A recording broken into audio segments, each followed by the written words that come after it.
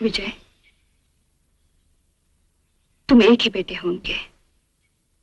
जाहिर है तुम्हारे वापस आने से कितनी खुशी होगी उनको। और तुम्हें?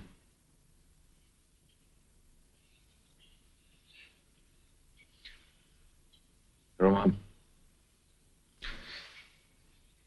कभी कभी तुमसे बहुत सी बातें करने का जी चाहता है, मगर कुछ बातें कहने की नहीं, सिर्फ समझने की होती है। और तुम जो कहना चाहते हो मैं समझती हूं, इतना ही काफी है।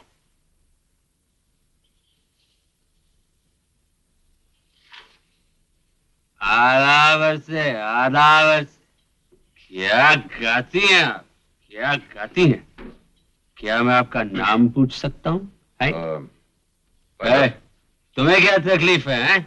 नहीं, तकलीफ तो कुछ नहीं है। क्या गाती हैं आप? वाह आप वाह। जाइए। अरे जाएंगे कहाँ साहब, हम तो उनका जलवा देखने आए हैं। क्या गाती हैं आप? आज तो तुम्हारा गाना सुन के ही जाएंगे। देखिए, आज का शो खत्म हो चुका है, आप कल आइए। अरे शो हमारे लिए फिर से शो करो, हम तुमको पैसा देगा है। कितना चाहिए तुमको? कहाँ है ये पैसा है? कहाँ गया है? तुम क्या करता है ये? क्या है ये? हमारा डायरेक्ट बात चलता है, डायरेक्ट बात। तुम बीच में क्यों दलाली करता है? हम बोलो।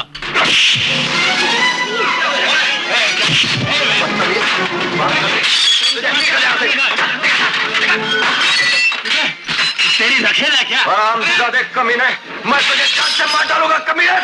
हट जा, हट, मैं इसे नहीं छोड़ने वाला। निकल जा, चल, get out from here, निकल। साले जान से मार डालूंगा तुझे। सुनिए तो आप, मेरी तो सुनिए तो आप वो जो आपके साथ आई हुई बेचारी बहुत घबराई हुई है। आप अंदर जाइए, हम इसको ठीक कर देंगे। चल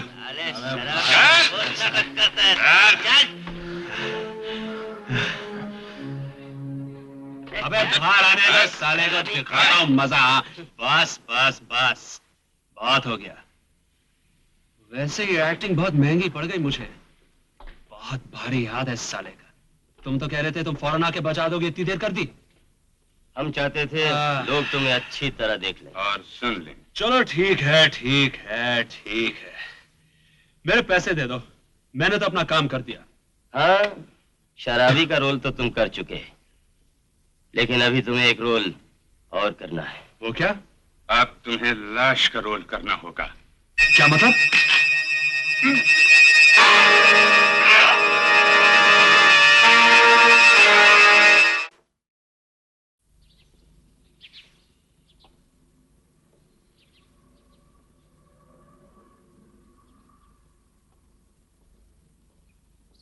विजय,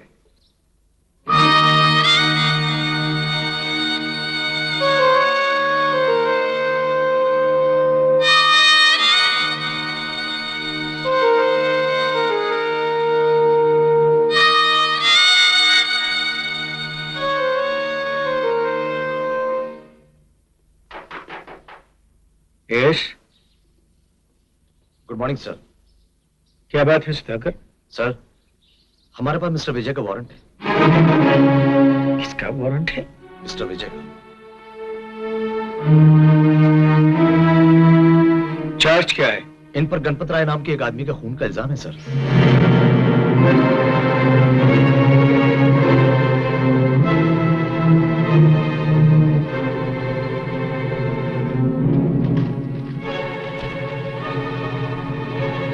लेकिन मैंने किसी का खून नहीं किया।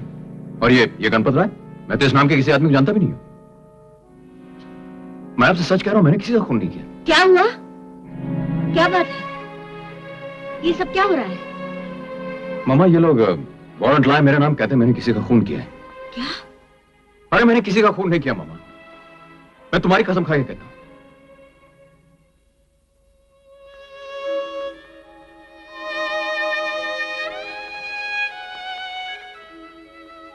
मैं आपको एक बात बता दूं, ये कैसा भी हो मेरी कसम झूठी नहीं खा सकता। आपके पुलिस को जरूर कोई गलतफहमी हुई है। सर, गलतफहमी का कोई सवाल ही पैदा नहीं होता। मिस्टर विजय कल रात 11 साढ़े 11 के दरमियान एक लड़की रूमा देवी के साथ होटल सम्राट में थे और वहीं इनका गणपत राय नाम के आदमी से झगड़ा हुआ और इन्होंने उसे बहुत बुरी तरह मारा और सबके सामने बार बार उसे जान से मारने की धमकी दी। हो सकता है, मैं बहुत गुस्से में था, मुझे याद नहीं। और जब वो होटल के बाहर गया तो ये भागकर उसके पीछे गए। तो इसका मतलब ये हुआ कि मैंने उसका खून कर दिया। मैं तो 1 मिनट में वापस आ गया था। मगर आपके चले जाने के चंद मिनट बाद गणपत राय की लाश उसी होटल के सामने वाली फुटपाथ पर पाई गई।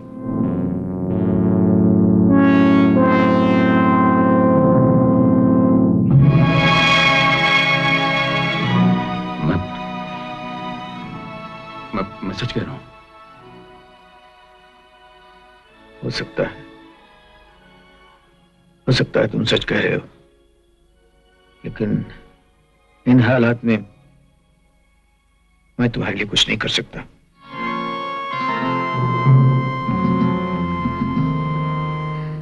ये आप क्या कह रहे हैं? मैं आपसे कहती हूँ विजय बेकसूर है। मैं जानती हूँ ये मेरे सामने झूठ नहीं बोलेगा। मैं जानती हूँ। आप इनसे कहते क्यों नहीं? ये लोग तो आपका कहना मानेंगे ना। आप इनसे कह दीजिए कि विजय बेकसूर है। बस करो मम्मा, मेरे लिए किसी से रहम की भीख मांगने की जरूरत नहीं। जरूरत है, मुझे जरूरत है। देखिए हमारा बेटा कोई चोर डाकू खूनी नहीं है। आप इनसे कह दीजिए ये लोग इस तरह गिरफ्तार नहीं कर सकते। शीतल, अगर तुम्हारा बेटा बेकसूर है तो घर वापस लौट आएगा, परेशान होने की जरूरत नहीं। लेकिन समझने की कोशिश करो, उसके नाम वारंट है, वारंट। सुधाकर, ले जाओ इसे। नहीं, ऐसा मत कहिए, ये नहीं जाएगा। मैं इसे जाने नहीं दूंगी। वाह, बस करो।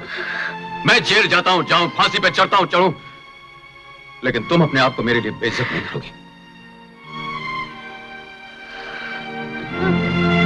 बस करो आपसे।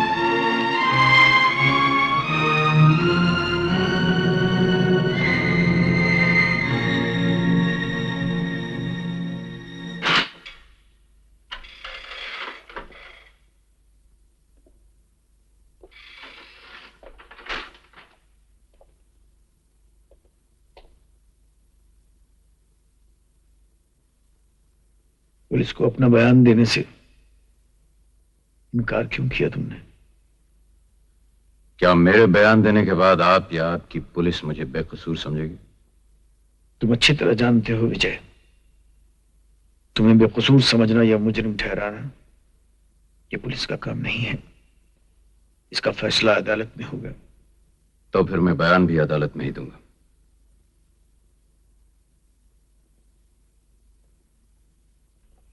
विजय, अगर तुम बेकसूर हो तो पुलिस की मदद करना तुम्हारा फर्ज है। मैं तो हमेशा ही बेकसूर था डैडी,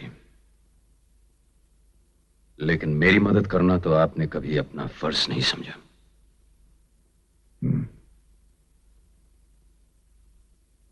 ये मत भूलो कि मैं यहां एक बाप की हैसियत से नहीं, पुलिस ऑफिसर की हैसियत से बात कर रहा हूं। कौन सी नई बात है? आपने मुझसे हमेशा एक पुलिस ऑफिसर की हैसियत से ही बात की है। देखो विजय, तुमको अगर मुझसे कोई गिला है या कोई शिकायत है, वो गलत है या सही है, अपनी जगह है। लेकिन यहां इस जगह तुम्हें भूल जाना चाहिए कि तुम मेरे बेटे हो। आप ठीक कह रहे हैं, मुझे भूल जाना चाहिए। सर, एक साहब मिस्टर विजय कुमार की जमानत के लिए आए हैं।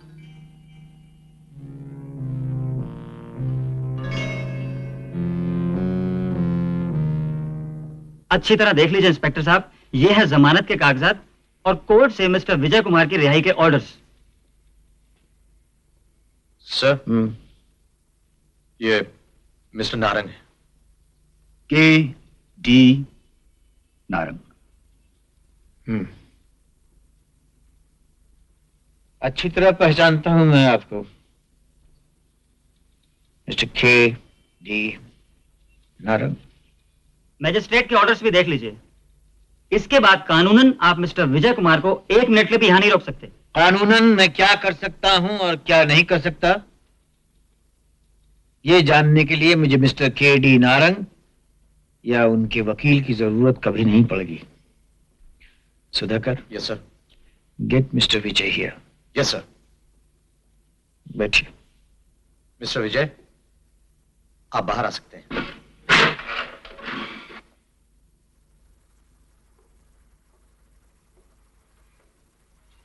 Hello Vijay. Thank you Narang साहब। विजय, तुम जानते हो मैं तुम्हारे लिए कुछ भी कर सकता हूं। और अब मैं भी आपके लिए कुछ भी कर सकता हूं नारंग साहब। कम, लेट्स गो।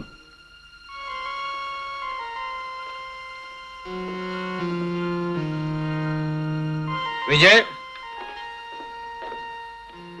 इसे नसीहत नहीं मशवरा समझना। अपनी जिद में आके इन लोगों के साथ किसी ऐसे रास्ते पर न निकल जाना जहां से अगर चाहो भी तो वापस ना आ सको। मैं इस बार वापस आने के लिए नहीं जा रहा हूं।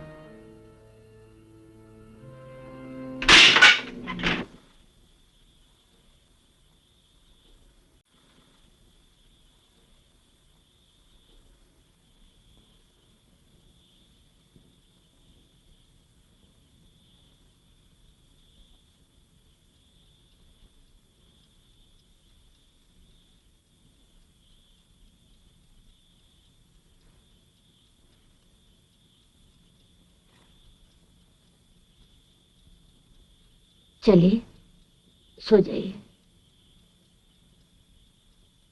चलो मैं अभी आता हूं।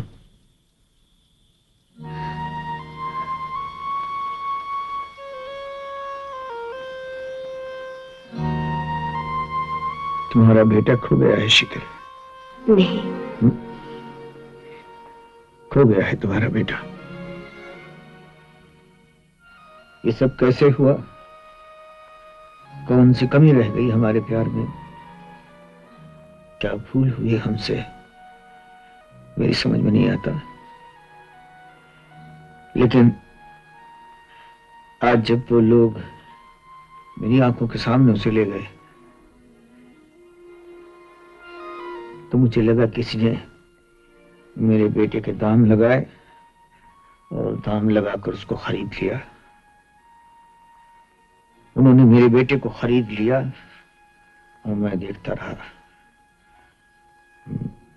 मैं देखता रहा शीतल, कुछ नहीं कर सका, कुछ नहीं कर सका। जानते हो विजय, तुम्हें कत्ल के इल्जाम में गिरफ्तार करवाने की यह साजिश जिसने की थी वो कौन है?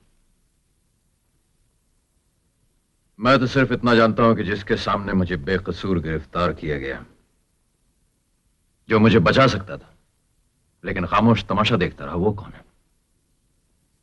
मेरा अपना बाप। और यूं खामोश तमाशा मेरे बाप ने पहली बार नहीं देखा है। जेके ने भी पहली बार तुम्हारे खिलाफ ये साजिश नहीं की है। ये जेके वही है जिसने तुम्हें बचपन में उठवा लिया था। हाँ विजय, जेके मेरा भी दुश्मन है। उसी ने मुझ पर हमला करवाया था। तुमने मुझे बचा लिया, इसलिए वो तुम्हें भी रास्ते से हटाना चाहता है। जेके, उसे भी अपने किए की सजा मिलनी चाहिए। मुश्किल यह है कि तुम्हें अदालत में बेकसूर तो साबित किया जा सकता है, लेकिन उसे मुजरिम नहीं। उसके खिलाफ ना तो कोई सबूत है ना गवाही। नहीं, अब मुझे अपने लिए जो इंसाफ चाहिए उसके लिए न किसी गवाह की जरूरत है न किसी सबूत की। न कोई अदालत चाहिए न कोई कानून। नफरत है मुझे दुनिया के उस हर कानून से जिसे मेरा बाप मानता है। आज से मैं अपना कानून खुद बनाऊंगा। नारंग साहब, हमारा ट्रक वर्सोवा से सामान लेकर आ रहा था। रास्ते में जेके और उसके आदमियों ने ड्राइवर को बुरी तरह से मारा पीटा और हमारा ट्रक और सामान लेकर चले गए। देखा तुमने? 40 लाख का सामान था उसमें। लोगो, तुम अपने आदमियों को लेकर जाओ। मेरा ख्याल विजय तुम भी। एक मिनट। एक मिनट नारंग साहब, आपको अपना सामान और ट्रक वापस चाहिए ना? मिल जाएगा, लेकिन मैं ये काम अकेले करूंगा। जेके की नाक जमीन पर रगड़ने में जो खुशी मुझे मिलेगी वो मैं किसी के साथ बांटना नहीं चाहता। आप मुझे सिर्फ इतना बता दीजिए कि जेके मिलेगा कहां।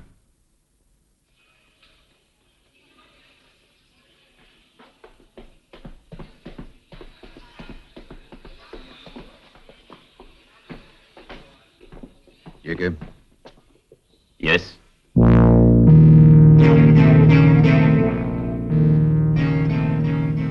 मेरे हाथ पे जो कोट है उसके नीचे एक रिवॉल्वर है जिसकी नली तुम्हारी तरफ है और मेरी उंगली उसके ट्रिगर पे है। इस रिवॉल्वर में 6 गोलियां हैं जो इतनी महंगी नहीं कि उन्हें चलाने में मुझे कोई अफसोस हो। तुम क्या चाहते हो? मैं चाहता हूं कि बिना किसी होशियारी के आराम से इस होटल के बाहर जो काली गाड़ी खड़ी है चलकर मेरे साथ बैठ जाओ। देखो, तुम ये नहीं कर सकते। मैं सब कुछ कर सकता हूं जेके। Let's go.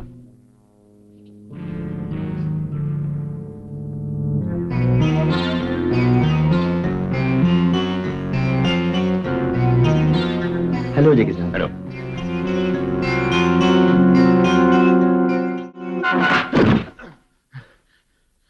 तुम चाहते क्या हो? तुमने मुझे पहचाना नहीं जेके?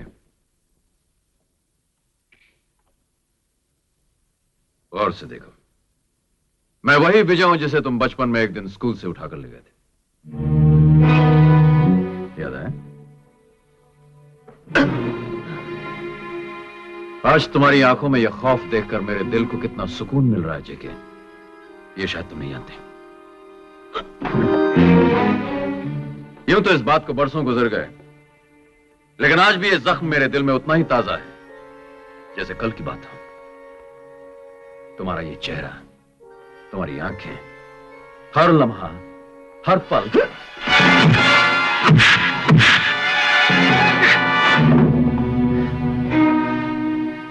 नहीं जेके, आज तुम्हारा दिन नहीं है। उस दिन मेरी जान तुम्हारे हाथों में थी, आज तुम्हारी जिंदगी मेरी मुट्ठी में है। उस दिन तुमने एक फोन किया था, आज मैं एक फोन करूंगा।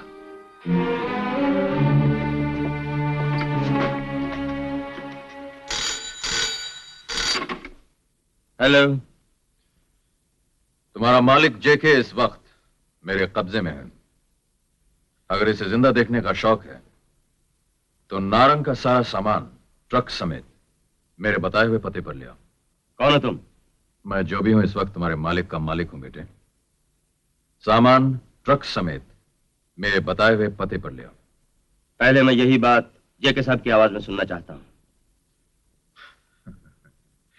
हाँ, मैं तो भूल ही गया था। कुत्ता सिर्फ मालिक की आवाज पहचानता है। ये लो, इसे कहो ट्रक और सामान ले आए। हेलो, कौन? चंदू? जैसा कहा गया करो। सुन ली अपने मालिक की आवाज? अब तो ठीक है? क्या हुआ चंदू? नारंग के आदमियों ने जेके साहब को पकड़ लिया है। उन्हें बचाने के लिए हमें नारंग का ट्रक वापस करना पड़ेगा। चाबी।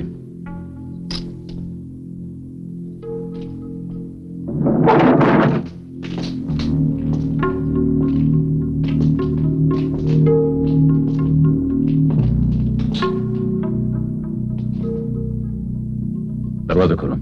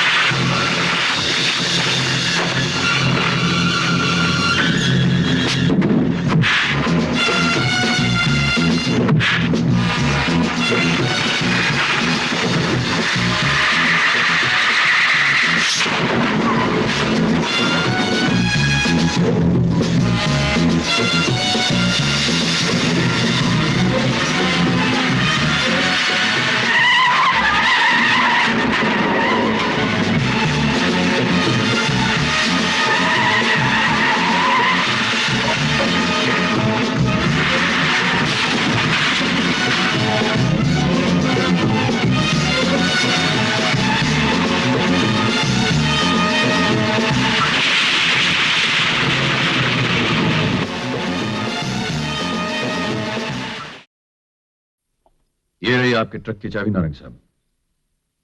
आपका सारा सामान हिफाजत के साथ आपके गोदाम में पहुंचा दिया गया। मैं जानता हूं तुम सच कह रहे हो, लेकिन फिर भी यकीन नहीं आ रहा कि कोई अकेले ये काम कैसे। ये काम कोई भी अकेले कर सकता है नारंग साहब, लेकिन इसके लिए सिर्फ 2 बातें जरूरी हैं।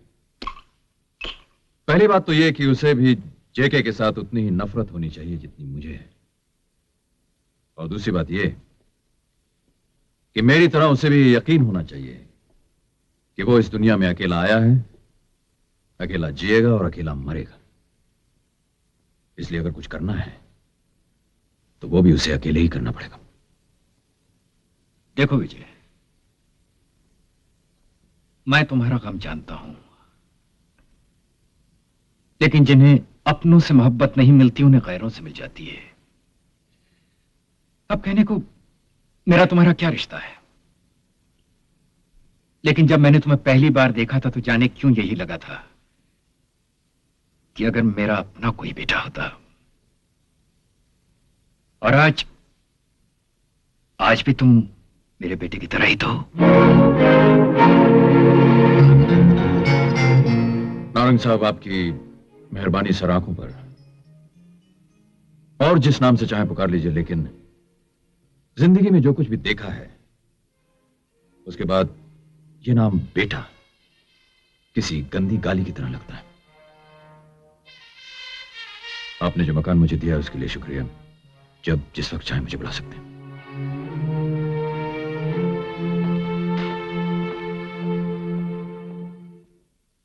नमस्ते जी। नमस्ते, बैठिए। जी जी, आप मुझसे मिलना चाहती थी? जी हाँ, बैठिए। शुक्रिया। मिलना तो चाहती थी, लेकिन लगता है मुझे आपको एक बात पहले कह देनी चाहिए। आपका और मेरे पति का जो सरकारी नाता है उससे मेरा कोई संबंध नहीं। मैंने तो आपको इसलिए तकलीफ दी है कि नहीं भाभी जी, ऐसी कोई बात नहीं। आपने मुझे याद किया और मैं हाजिर हो गया। कहिए, क्या बात है? आप तो शायद जानते होंगे विजय आजकल कहाँ है, क्या कर रहा है?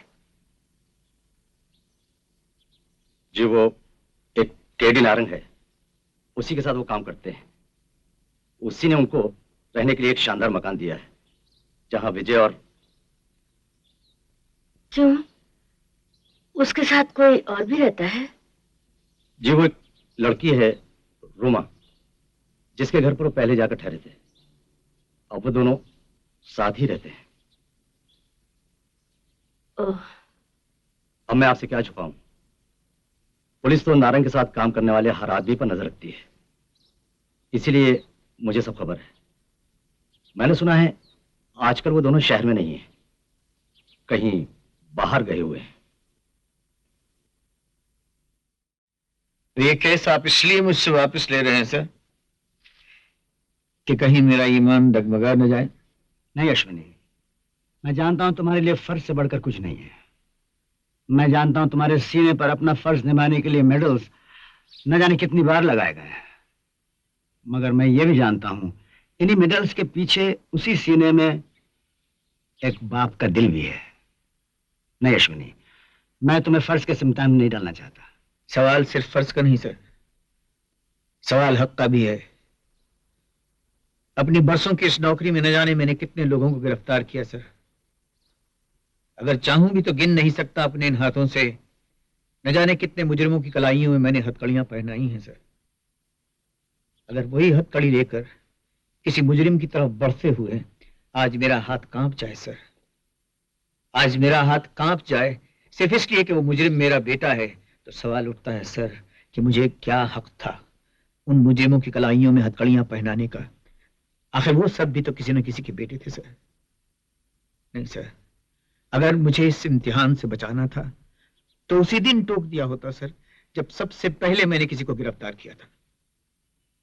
सर, अब बहुत देर हो गई सर, फर्ज निभाने की ये पुरानी आदत हो गई है सर।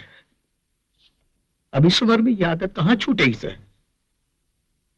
मैं आपसे दरख्वास्त करता हूं ये केस मेरे ही चार्ज में रहने दिया जाए। Please sir, I beg of you. ठीक है अश्विनी, ये केस तुम्हारे पास। मैं सिर्फ आपसे इतना पूछना चाहती हूँ, अगर कल उसे जेल जाना ही है तो आप ही क्या तो क्यों? आखिर आप मेरे दुख को दुगना क्यों करना चाहते हैं? नहीं शीतल, मैं अपना हर दुख बर्दाश्त कर सकता हूँ, लेकिन मेरे कारण तुम्हें कोई दुख पहुंचे ये कभी सोच भी नहीं सकता। मैं जानता हूं मैंने जिंदगी में तुम्हें कभी कोई सुख नहीं दिया, लेकिन मेरे पास जो भी है वो तुम्हारे लिए है। और सिवाय इस गुरूर के मेरे पास है भी क्या कि जिंदगी में कभी बेईमानी नहीं की, कभी अपने फर्ज से मुंह नहीं मोड़ा, कभी अपने जमीर की आवाज को दबाया नहीं। लेकिन अगर इस गुरूर के टूटने से तुम्हारा दुख कम हो सकता है शीतल, तो ठीक है, मैं वही करूंगा जो तुम चाहोगी। मैं ये नहीं चाहती कि मेरी खातिर आप अपनी नजरों से गिर जाएं। मैं तो सिर्फ इतना चाहती हूँ कि किसी भी तरह से हमारा बेटा हमारे पास वापस चला आए। क्या मैं ऐसा नहीं चाहता शीतल, लेकिन अगर उसे हमारे चाहने की परवाह होती तो वो ऐसे रास्ते पर न चला जाता जो हर पल हर कदम उसे अपने माँ बाप से दूर लिए जा रहा है। नहीं, मैं उसे ऐसे रास्ते पर चलने नहीं दूंगी। अगर आप मेरे लिए अपने उसूल बदलने को तैयार हो सकते हैं तो क्या वो मेरे लिए अपने रास्ते नहीं बदल सकता? मैं उसकी माँ हूं, मैं उससे कहूंगी, वो खुद आपके पास आकर अपनी गलती का इकरार करेगा, वो खुद अपने आप को कानून के हवाले करेगा, उसे उसकी की सजा मिल जाएगी। लेकिन फिर हम उसे माफ कर देंगे, हमारा बेटा फिर से हमारे पास वापस आ जाएगा। हाँ। तुम किस जुर्म की बात कर रही हो मां? मैंने कोई जुर्म नहीं किया, इसलिए कि मैं अब इस बात को जान गया हूं कि जुर्म उसे कहते हैं जो साबित हो। मुजरिम वो होता है जो पकड़ा जाए। मैं मुजरिम उस दिन था जिस दिन खून का झूठा इल्जाम लगाकर मुझे हवालात की सलाखों के पीछे बंद कर दिया गया था। मुजरिम मैं उस दिन था, लेकिन अब तो मैं एक बहुत बड़ा, बहुत बहुत इज्जतदार आदमी हो गया हूं मां। मैं बेरोजगार बेइज्जत नहीं रहा। और क्या चाहती हो तुम? विजय, तुम नहीं जानते तुम क्या कह रहे हो। आज जिसे तुम इज्जत कह रहे हो ना, एक दिन वही तुम्हारे गले का फंदा बन जाएगा। और वो दिन उस दिन तक नहीं आएगा जब तक मेरा जुर्म साबित नहीं होगा। जाओ उनसे कहो कि सबसे पहले मेरे खिलाफ सबूत लाएं, गवाह ढूंढे। उन्हें तो अपनी कुर्सी, अपनी नौकरी, अपनी वर्दी पे बड़ा नाज है ना। क्या हुआ, इतनी जल्दी हिम्मत हार गए कि मेरी गिरफ्तारी का इंतजाम करने के लिए तुम्हें भेजा? विजय, बेहुदा बदतमीज, खबरदार जो उनके बारे में ऐसे घटिया लफ्ज अपनी जुबान से निकाले तो। वाह बेटे वाह, बहुत कलेजे को ठंडक पहुंचाई तुमने आज। वो मुझे भेजेंगे तुम्हारे घर मुखबरी करने के लिए। आज उन पर ये वक्त आ गया है। वो मुझे भेजेंगे तुम्हारी गिरफ्तारी के लिए। अरे 10 बार मरोगे और 10 बार जन्म लोगे, तब भी उनके जैसे चरित्र पैदा नहीं होगा तुम में। मैं तो यहाँ आई थी कि अपने बेटे को वापस ले जाऊंगी, लेकिन तुम वो नहीं हो जो मेरा घर छोड़कर चला आया था। तुम कोई और हो। माफ करना, शायद किसने मुझे गलत पता दे दिया था।